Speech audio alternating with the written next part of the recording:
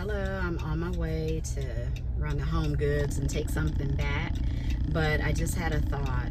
I shared this with someone yesterday and they thought it was super brilliant, so I figured I'd go ahead and share it online.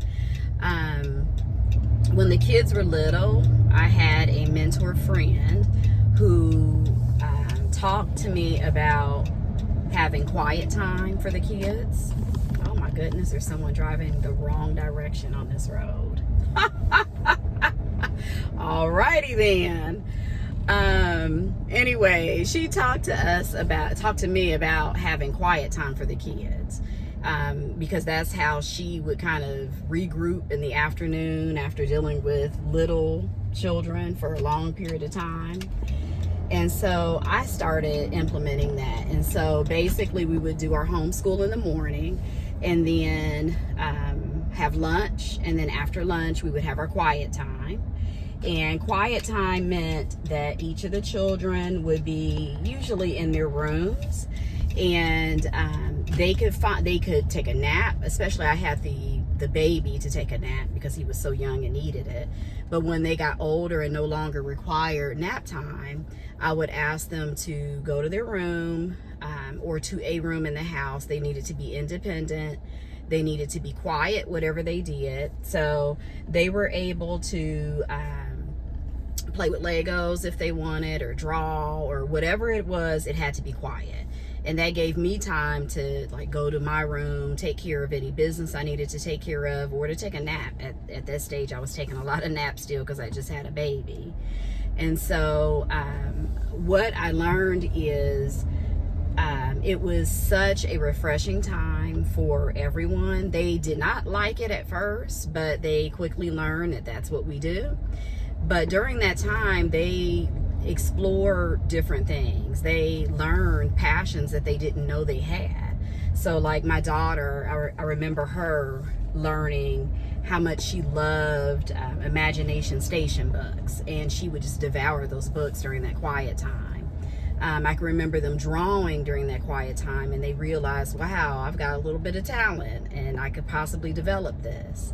I remember my son, he would put a headset on and get on the keyboard and play around. He didn't really know a lot, but he found that he enjoyed music, enjoyed piano. And so quiet time is a good thing. It was refreshing for me, and it allowed me to, get things done without being interrupted. But I think, like I said, most of all, it gave them that space and that uninterrupted time to discover who they were and what passions they have. So, and the nap times or quiet times would typically be, I think I did like 2 hours early on. So I haven't done them as often now as I used to do, just because they are so independent. If I need to get something done, I'll tell them I'm going in my room or whatever. Or usually what it's kind of evolved into is once their schoolwork's done, I'll tell them, find something to do. And they kind of automatically do it now. So, my middle son will go and get on the keyboard. My daughter will go and sew, or she'll draw. My oldest, he'll do some editing for his YouTube page that is really popular these days.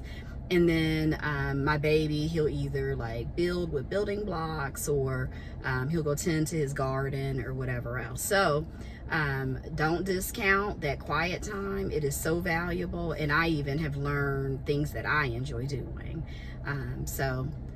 Just wanted to share that tidbit. Sometimes you do things and you don't even realize that that everybody doesn't do that. You just kind of take it for granted. And so because of that response I got yesterday, I figured I'd share it with you. So I hope you have a great day, and let me know if you like this kind of content. I would love to share more of those tips that I've learned along the way, but I always hesitate because, again, I always think everybody knows these things or does these things. So if this is helpful to you or to someone you know, please do leave a comment or like this video, love it, whatever, to give me some sort of indication that this is the content that you'd like to see. Thank you. Have a good day.